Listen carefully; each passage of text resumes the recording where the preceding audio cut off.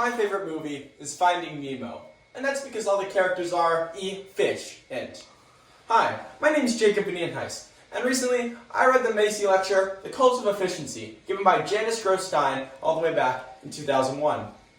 Now I'm sure you've heard the term efficiency before. Our computer is 5% more efficient than last year's model. Our business is up 10% in efficiency this year. But in reality, what does that really mean? Well, to answer that question, let's insert the word efficiency into the context of a business. Say, for instance, a construction company. Now, if a construction company were to say they're 10% more efficient, what would that mean? Were their buildings built 10% faster than last year's? Were the materials 10% cheaper? And if so, is it more dangerous to live in an efficiently built building than a normally built one? These are all extraordinarily valid questions. And to answer that, we're going to have to look at utility. Now, imagine you're living in a city, right? And you pay a lot of taxes because your city is entirely powered by solar energy.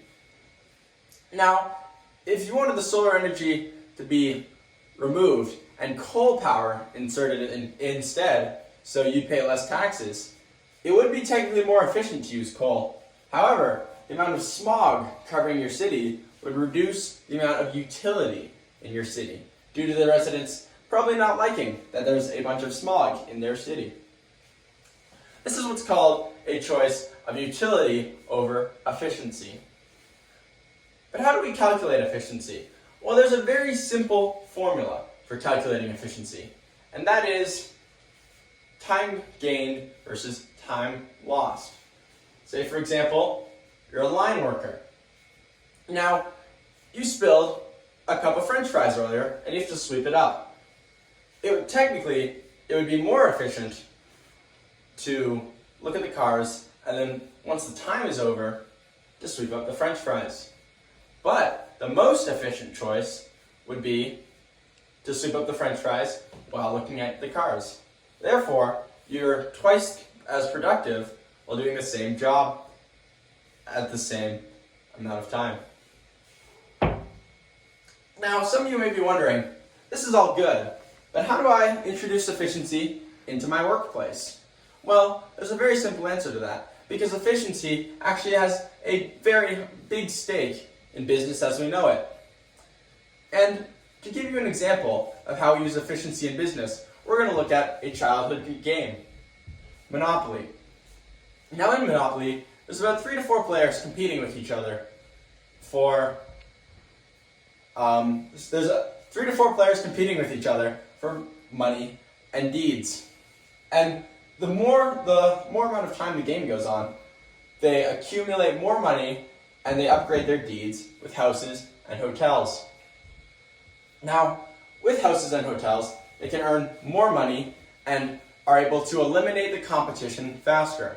Once all the competition is eliminated, they have what is considered a monopoly in their market, because they have no competition and they are free to do whatever they please. Now, monopolies aren't really good for the economy, because a business that has a monopoly on their industry won't innovate, and therefore won't try to improve their efficiency. Say, for example, we look at another rivaling business, McDonald's versus Burger King. Say McDonald's was to lower the price of their burger. Now, Burger King sells a burger themselves, and they see that McDonald's has lowered the price of their burger. Now, Burger King has 2 options. Either they can leave their burger at the same price, giving McDonald's a competitive advantage, or they can lower the price of their burger, putting it on par with the McDonald's burger. This is what's known as competition, and it fuels efficiency as we know it. Now, for another example, let's say McDonald's comes out with a McRib. It's a huge hit, and everybody loves it. Well, now Burger King has to deal with this. People love the McRib, and they're going to McDonald's more often to get the McRib. Burger King could either come up with their own rib-themed burger, come up with something new, or stick with the same menu and fall behind. This would give McDonald's yet another competitive advantage.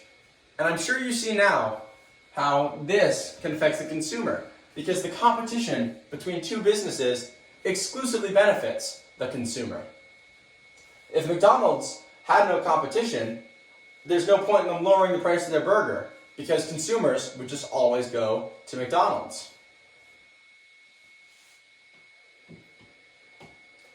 Okay, so we've looked at Burger King and we've looked at McDonald's. McDonald's has the Big Mac. Burger King has the Whopper. But how are they affected by efficiency? You see, so now let's look at service time. So if we compare the service time of these two restaurants, they're relatively similar across the board. But if McDonald's were to introduce a new way of making their burgers that was, say, 20 seconds faster than the way Burger King makes their burgers, McDonald's would have yet another competitive advantage.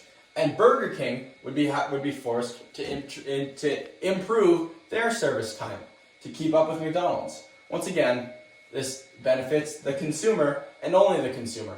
These big businesses are constantly competing with each other to gain a monopoly over their industry. Granted, there are government policies to prevent companies from gaining monopolies over their industry. However, the very idea that a company could make more money by gaining more control of their industry fuels their competition and keeps the consumer happy. However, there are two industries where competition doesn't apply because they're solely owned by one organization. That organization being our government. Schools and hospitals are severely lacking in the competition department. Schools have not been updated in roughly 100 years. And if you want to be a doctor, you only have one location that you could really go to, being government-owned hospitals. Now, Janice Stein had a very interesting idea when it comes to how we can develop schools and hospitals to be more competitive. And it involves kind of semi-privatizing them. Not fully privatized like hospitals are in America and many other countries, but more of a roughly privatized by introducing a voucher system.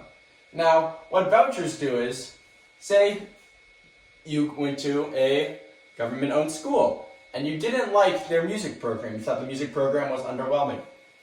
Well, if you wanted a better music program, you could use your voucher to attend a new school with a better music program, and the government would pay for it in full. This way, you have a kind of currency that you can use to attend different schools and hospitals while continuing just to pay taxes and kind of follow government curriculum. Okay, what this voucher system does is it holds schools and hospitals accountable for their actions. In other countries, such as Sweden, if you had any type of cancer, you could look at all hospitals within a 100-mile radius of you, and you could check which hospitals have the best 5-year survivability rates. This way, it allows you to think about which hospital you would like to attend. However, in Canada, if you're looking for information about your surgeon, your nurse, your medical department, or really anything, you'd be hard-pressed to find any information online, because there is none. We are, as taxpayers, as students, and as patients, we have to learn to hold our government accountable, or else they'll just walk all over us. For example, about 100 years ago, teachers were allowed to hit their students. And it was only because of a small group of parents who, when you look at their students, covered in lashes and bruises, and think, maybe we don't want our teachers to do this. We supply teachers with the money that gives them their jobs. We don't want our kids to be beat up and battered and bruised.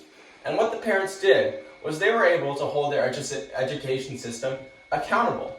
Nowadays, if a teacher were to lay a hand on a student without the student's permission, the teacher would be in very big trouble and the student would get off relatively free.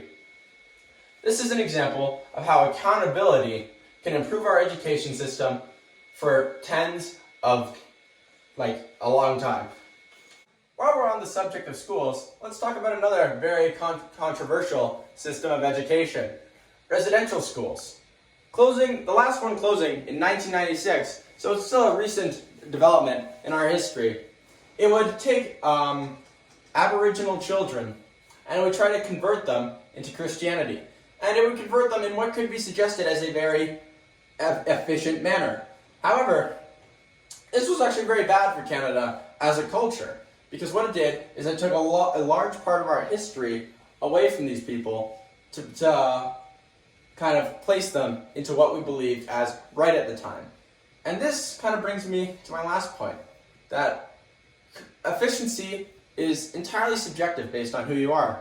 To maybe the racist white people back 30, 40 years ago, residential schools could have been considered extremely efficient. But now, they're not only considered inefficient, but also extremely bad. Thank you.